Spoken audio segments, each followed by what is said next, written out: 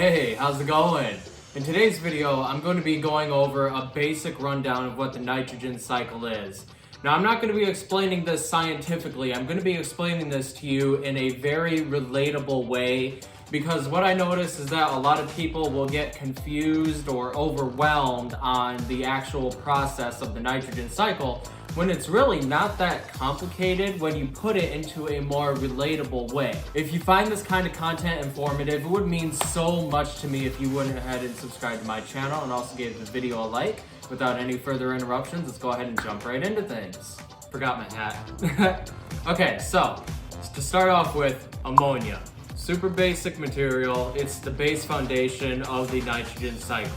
It's like when you're cooking and then you pour oil into the pan before you start cooking. And then nitrite is sort of like the base ingredients of the meal. When you have your vegetables are in there and your meat and whatever else you have in there and you're just stirring it around and you're getting it ready, it's in the middle of being processed. And then finally, nitrate is the finished product. It's what you're gonna eat when you're done cooking. It's what you have on your plate. Yeah, that's essentially the nitrogen cycle right there, is that ammonia is your base ingredient, your oil, nitrites are what you throw into the pan while you're cooking, and then nitrates are the end product of what you're going to eat. That's it.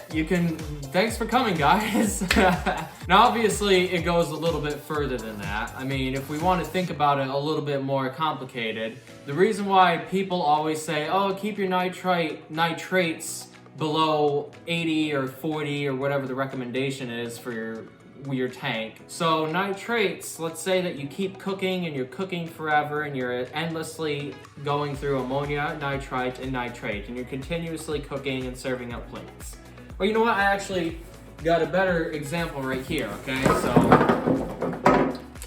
let's just pretend for a moment that these are, our ammonia and nitrites, okay? So our ammonia and nitrites, and then this box is going to be our end result of the nitrates. So now we got a little bit of nitrates in there, ammonia, nitrite, nitrates, etc., etc. So as you fill the box up with more nitrate, there's less room for other more important materials in there. Well, not materials, minerals, but the point is that the further your aquarium gets with nitrates, the more suffocating it becomes to your fish effectively. Now, it's not an immediate effect. This could, depending on the size of the tank, this can take weeks or even months to actually get to dangerous levels, but it will still happen. So what you need to do is do a water change to take some of those nitrates out of the water and give your fish some more breathing room. It also brings in refreshed water, which will adjust your pH better. It'll just keep everything better, because think about how nature works. In nature, you get rain that goes back into the water and then the sun evaporates some of the water. So the water is naturally getting recycled in nature, but in your tank, the only thing that's recycling the water is you.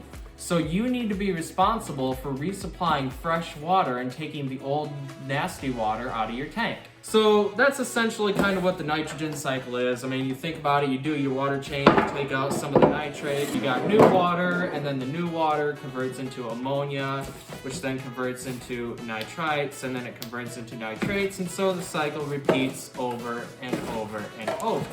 But that's a really basic rundown of what the nitrogen cycle is. It's just ammonia, which is your oil, converting into nitrite, which is your cooking, which converts into nitrates, which are your finished food.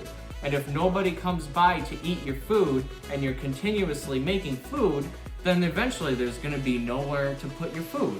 So that's why you need to do water changes. And that's essentially the nitrogen cycle. I can't think of any other way I can put it, because if I explain it more, I'm just going to make it too complicated. So this was a little bit of a shorter video, but honestly, it's really simple once you really think about it. So if you've never been able to truly or properly understand the nitrogen cycle before, I really, really hope that this video actually came in clutch to help you. If it did, be sure to leave a like on the video, subscribe to my channel, and leave a comment below what you personally use as reference to understand the nitrogen cycle when you were first figuring it out. My name is Jeff at Behind the Glass Aquatics, and I'll see you in the next one.